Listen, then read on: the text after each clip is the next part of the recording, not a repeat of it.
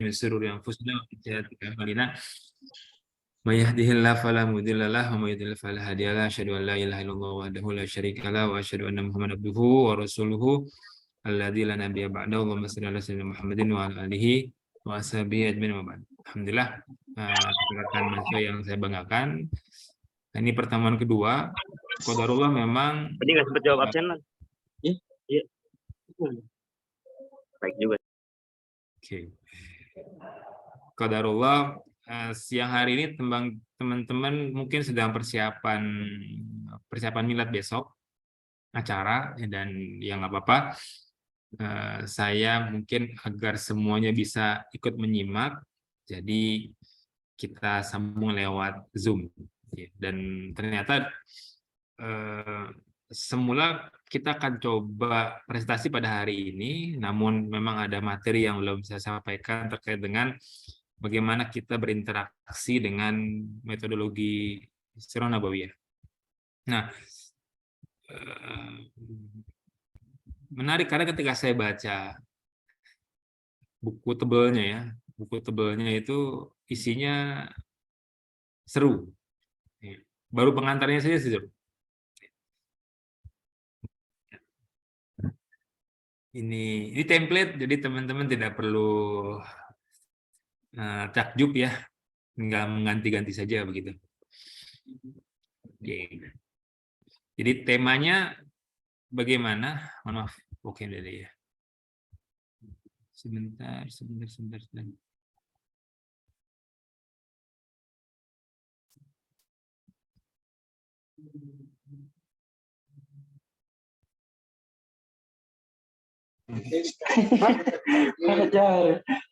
Saya mau ngomong saya.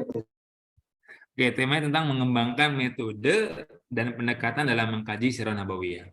Jadi rekan-rekan yang berbahagia, ternyata banyak sekali sekarang kita dapati buku-buku Sirah Nabawiyah yang genrenya ngepop ya. Genrenya ngepop, kemudian atau dibantu ya, saya sudah jadikan siapa tadi ya, Kak Siti sebagai co-host, tidak salah. Kalau ada yang masuk nanti bisa bantu di admit ya. Ya. Jadi genre Sirah yang ngepop, yang kemudian akrab di telinga kita, pembahasannya menarik, dan yang ternyata yang begitu-begitu harus diwaspadai. Nah, jadi kita akan coba sedikit ulas dalam pengantar ini, bagaimana sih seharusnya kita menyikapi dan juga berinteraksi dengan kajian Sirah Nabawiyah. Oke, jadi ini satu rujukan yang memang disepakati oleh seluruh ulama bahwa sumber-sumber Sirah Nabawiyah ada 3. Yang pertama adalah Kitabullah. Nah, jadi kalau kemudian kita mencari rujukan dalam bagaimana sejarah Nabi Muhammad SAW, maka kita harus pertama mencari dalam rujukan Kitabullah. Ya. Jadi itulah sumber otentik yang kemudian kita bisa menggali sisi-sisi kehidupan Rasulullah SAW secara garis besar. Ya. Secara garis besar tentunya. Ya. Nah, jadi kalau misalkan dalam garis besarnya nggak ada, maka patut dicurigai. Gitu. Jadi orang garis besarnya aja nggak ada, tapi detailnya ada misalnya. Ini patut dicurigai.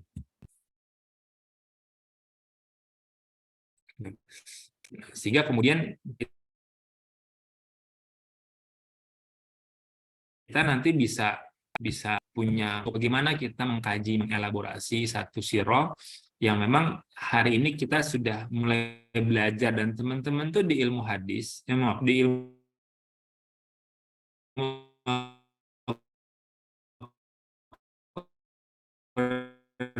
tafsir itu di pesantrennya belajar masalah hadis.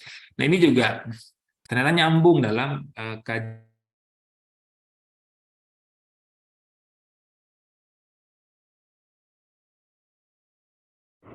Oh ya. Waduh, mohon maaf ya, ke take down saya. Mohon maaf. Oke. Jadi pertama itu. Sekarang sudah kedengar belum suara saya? Kak Iwan? atau Kak Salfadila, terdengar suara saya? Dengaran, Ustaz. Oke, oh, maaf ya tadi agak kelempar ya. Yang kedua, Dengar Ustaz. ya siap, makasih Kak. Yang kedua kita dapat rujukan dari kitab-kitab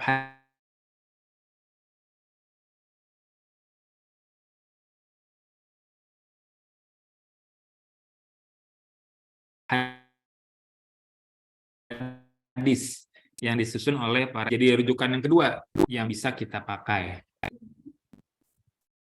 Ya. Yang berikutnya apa? Kalau misalkan menambah referensi lagi, Al-Muwatta atau Musnad Ahmad. Nah, itu bisa teman-teman pakai. Saya sendiri mungkin nggak terlalu familiar dengan kitab-kitab yang lain selain dari Bukhari, Muslim, lebih kurang gitu ya. Dua kitab ini minimal. Dan di perpus Idaku, insya Allah referensi ini bisa teman-teman dapatin. Ya. Yang ketiga adalah para periwayat yang menaruh perhatian pada sirah dan kehidupan Nabi SAW secara umum. Jadi memang sumber ketiga adalah kita bisa mendapatkan bahan dari orang-orang atau sahabat-sahabat atau tokoh-tokoh yang memang menaruh perhatian pada sirah dan kehidupan Nabi SAW. Jadi ini kenapa penting untuk kemudian dikasih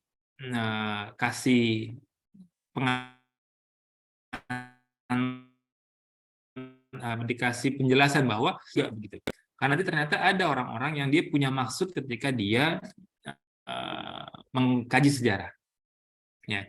Jadi ketika dia mengkaji sejarah, ternyata dia punya maksud yang memang tidak murni untuk mengedukasi atau memberikan pengantar yang tepat terkait dengan Sirah Nabawiyah. Oke, saya lanjutin. Nah, ini dia. Tadi sumber-sumbernya yang berikutnya adalah hal-hal yang harus dihindari ketika kita kemudian mengkaji Sirah Nabawiyah. Yang pertama adalah memanipulasi sejarah. Memanipulasi sejarah. Ini sesuatu hal yang memang tidak boleh dilakukan. Kalau kita kan biasanya hanya merujuk ya. Kita biasanya merujuk satu kitab atau suatu referensi. Nah, lalu bagaimanakah orang-orang yang menulis referensi itu? Misalkan Aid Al-Qarni begitu ya, menulis tentang Sirah Nabawiyah. Nah, bagaimana beliau ketika menulis itu tidak boleh memanipulasi sejarah? Nah, ini menjadi poin pertama yang harus dihindari. Yang kedua adalah melibatkan kecenderungan pribadi, juga pemikiran. Jadi nggak cuma kecenderungan, juga pemikirannya dalam menyusun, menafsirkan, dan menilai berbagai peristiwa. Nah, jadi ini poin kedua yang harus dihindari. Kalau kita kemudian nanti ke depan, teman-teman punya pendapat ya dari satu kejadian, peristiwa, misalnya Isra Mi'raj begitu ya. Teman-teman punya pendapat. Nah, pendapat ini harus kemudian didasari kepada pendapat tadi itu ulama, tokoh hadis, kemudian juga tafsir dari Al-Quran itu sendiri begitu. Kita berusaha untuk tidak memunculkan pendapat kita gitu. Ya, karena pendapat kita tentunya ya bukan pendapat yang faqih dalam ilmu itu, kecuali memang orang-orang yang memang sudah teruji dalam penguasaan Sirah Nabawiyah. Nah, ini juga menarik ya, karena biasanya kita suka menukil satu pendapat pribadi ya, yang notabene mungkin bukan kapasitas kita tadi untuk kemudian menafsirkan dari peristiwa tertentu. Jadi nanti sebesar mungkin ketika teman-teman mencoba untuk menafsirkan satu, mengambil hikmah dari satu kejadian itu, cari tuh referensinya, baik itu jurnal, baik itu disertasi, tesis, karya ilmiah, artikel, cari. Sehingga kemudian mendapat teman-teman itu punya dasar. Menurut beliau dari jurnal ini, hikmah atau karakter yang dapat diambil, bla bla bla, itu keren. Ya. Itu keren. Jadi kita berusaha untuk tidak memunculkan pendapat pribadi, kecuali memang itu disertai dengan pendapat dari karya ilmiah yang lain. Ya. Next, nah, ini yang terakhir, sesuatu yang perlu diwaspadai dalam mengkaji sirah. sesuatu yang perlu diwaspadai dalam mengkaji sirah. Yang pertama adalah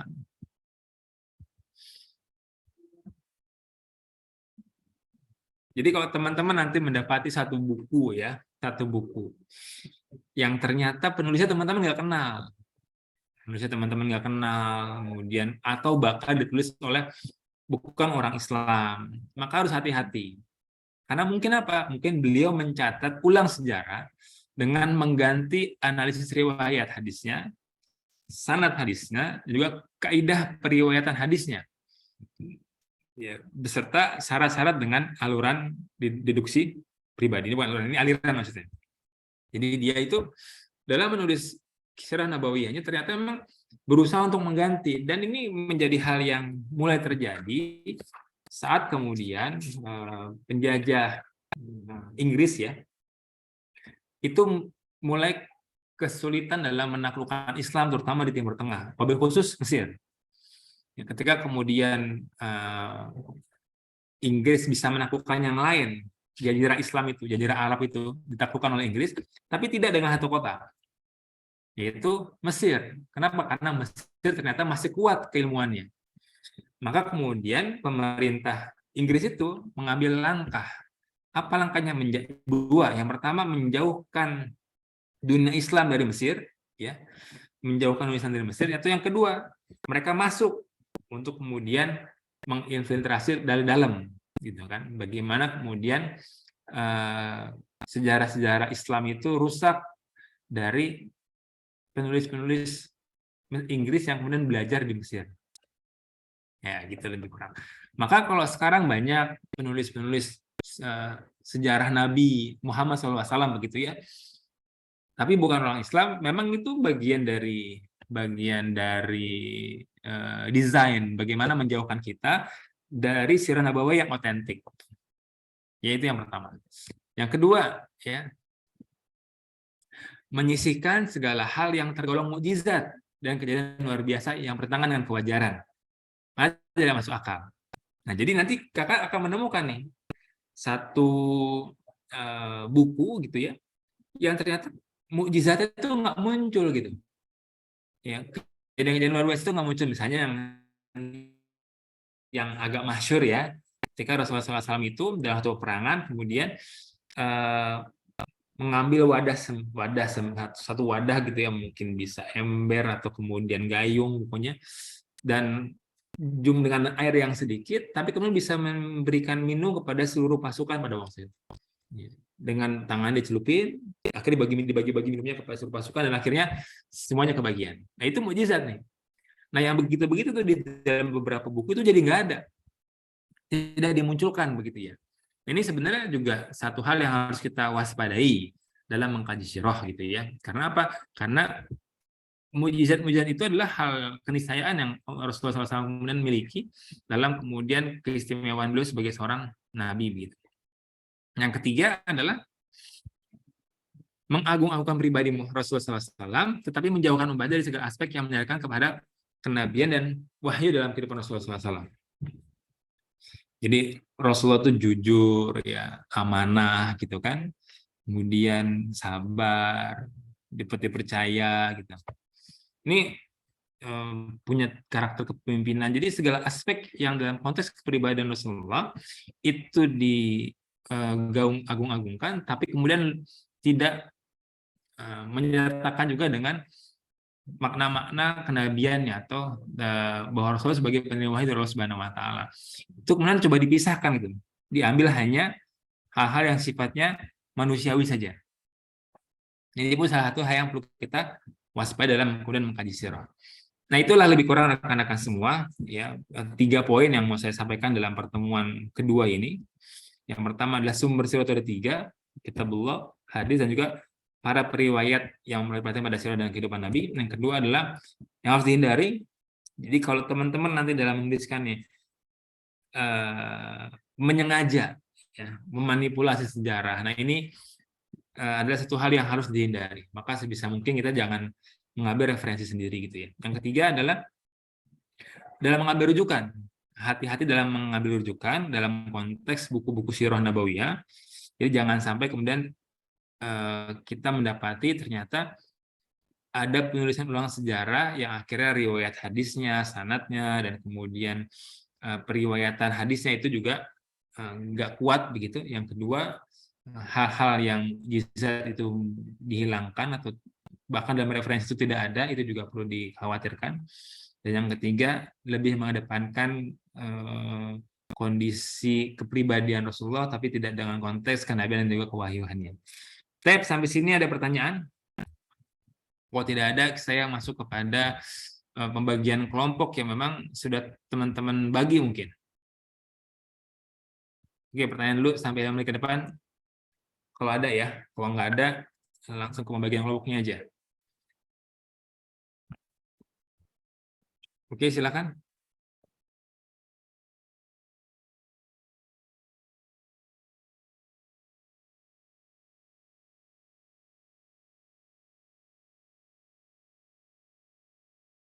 Ustadz, untuk pembagian kelompok kemarin udah dibagi, Ustadz. Oke, di-share aja di grup ya, Kak, ya. Di-share di grup saja, nanti biar saya juga bisa membantu merecord, maksudnya membantu untuk melihat secara administrasi gitu. Ya, coba di-share di grup deh, Kak Seri. Dan pekan depan berarti siapa yang mulai? Kak Seri, mohon informasi. Dicek lagi. Itu kan memperjelas kondisi kemasyarakatan ya, sebelum Islam datang. Itu siapakah orangnya yang bertugas pada pekan depan di tanggal 14.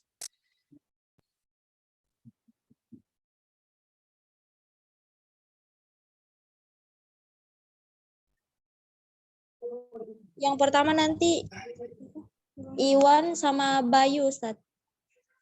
Iwan dan Bayu. Iwan dan Bayu ya. Iwan dan Bayu. Iwan Wujud Kak Iwan dan Kak Bayu? Ada gak di Zoom? Ya, Ustaz. Ada ya. Ya, Ustaz. Ada, Ustaz. Oke, sip. Kok Azril?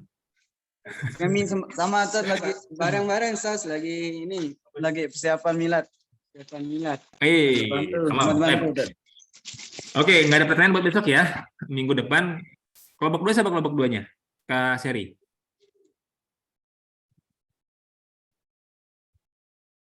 Kelompok 2-nya ada?